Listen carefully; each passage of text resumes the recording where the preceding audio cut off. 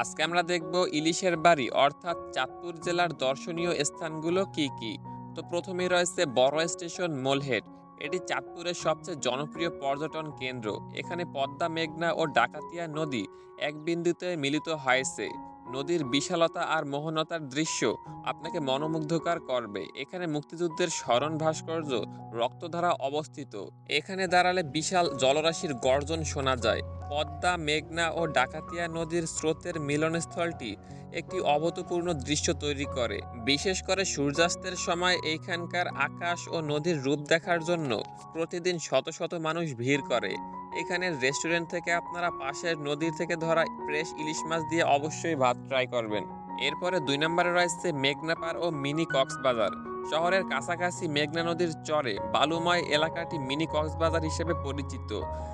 বিশেষ করে শীতকালে বা নদীর পানি কম থাকলে এখানে পর্যটকদের প্রচুর ভিড় হয়। ট্রলারে করে এখানে যাওয়া যায়। এরপরে 3 নম্বরে রয়েছে হাজীগঞ্জ ঐতিহাসিক বড় মসজিদ। এটি চাঁদপুর জেলার হাজীগঞ্জ উপজেলায় অবস্থিত। এটি বাংলাদেশের অন্যতম বড় এবং প্রাচীন মসজিদ। কারুকার্যময় এই মসজিদের বিশালতা, বিশাল মিনার ও স্থাপত্যশৈলী দেখার মতো। ধর্মীয় পর্যটকদের জন্য এটি চাঁদপুরের প্রধান আকর্ষণ। হাজীগঞ্জের এই বড় মসজিদে নিচতলা এবং দোতলা মিলিয়ে একসাথে প্রায় 10,000 মুসল্লি নামাজ আদায় করতে পারে। এরপরে 4 নম্বরে রয়েছে লোহাগড় মঠ। এটি চাঁদপুর শহরের অদূরে ফরিদগঞ্জ উপজেলার লোহাগড় গ্রামের ডাকাতিয়া নদীর তীরে অবস্থিত। শীতকাল ভ্রমণের জন্য সবচাইতে ভালো সময়। বর্ষাকালে মাঠের কাছাকাছি যাওয়ার রাস্তায় কিছুটা কর্দমাক্ত হতে পারে। মাঠের পাশেই বয়ে গেছে ডাকাতিয়া নদী, যার প্রাকৃতিক পরিবেশ অত্যন্ত শান্ত ও মনোরম। আপনি যদি চাঁদপুরের ঐতিহ্যবাহী স্থাপনা দেখতে পছন্দ করেন তবে লোহগড় মঠ আপনার তালিকায় শীর্ষে রাখা উচিত। এরপরে 5 নম্বরে রয়েছে ধানুয়া মিনি হাওর। চাঁদপুর জেলার ফরিদগঞ্জ উপজেলায় অবস্থিত ধানুয়া মিনি হাওর বর্তমানে একটি জনপ্রিয় পর্যটন স্পটে পরিণত হয়েছে। বিশেষ করে বর্ষাকালে এর সৌন্দর্য বহুগুণ বেড়ে যায়। ব্রিজের ওপর দিয়ে বা সংযোগ সড়ক দিয়ে হাঁটার সময় চারিদিকের উন্মুক্ত বাতাস এবং জলের ঢেউ মন ভালো করে দেয়। পর্যটকরা চাইলে ছোট নৌকা বা ট্রলার ভাড়া করে এই ঝিলের মধ্যে ঘুরে বেড়াতে পারেন। বিশেষ করে সূর্যাস্তের সময় এইখানকার আকাশ ও পানির প্রতিফলন অত্যন্ত মনোরম দেখায়। ফটোগ্রাফির জন্য একটি আদর্শ জায়গা এটি। এরপরে 6 নম্বরে রয়েছে অঙ্গীকার ভাস্কর্য। চাঁদপুর শহরের অন্যতম প্রধান আকর্ষণ এবং মুক্তিযুদ্ধের স্মৃতিবিজড়িত ভাস্কর্য হল অঙ্গীকার। এটি চাঁদপুর শহরের প্রাণকেন্দ্র হাসান আলী সরকারি উচ্চ বিদ্যালয় সংলগ্ন রেলওয়ে জমিতে অবস্থিত।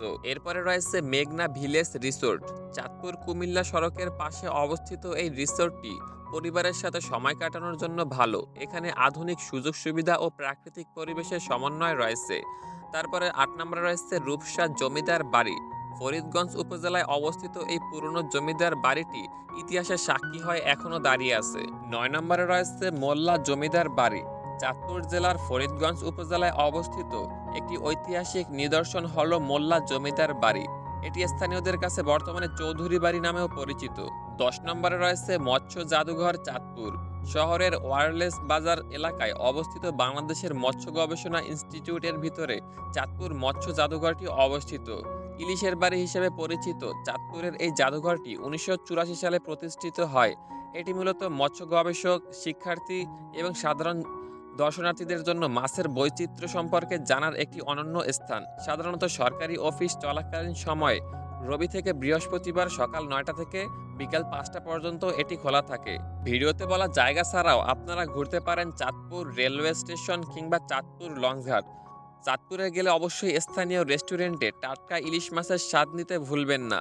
এছাড়া এখানকার পরান বাজার থেকে সুস্বাদু মিষ্টি ও দই ট্রাই করতে একদমই ভুলবেন না। ভিডিওতে বলা কোনো জায়গা যদি আপনার খুঁজে পেতে অসুবিধা হয় তাহলে গুগল ম্যাপে সার্চ করলেই পেয়ে যাবেন। চাঁদপুর জেলার দর্শনীয় যদি কোনো স্থান বাদ পড়ে থাকে তাহলে অবশ্যই এই ভিডিওর কমেন্ট বক্সে জানিয়ে দিবেন।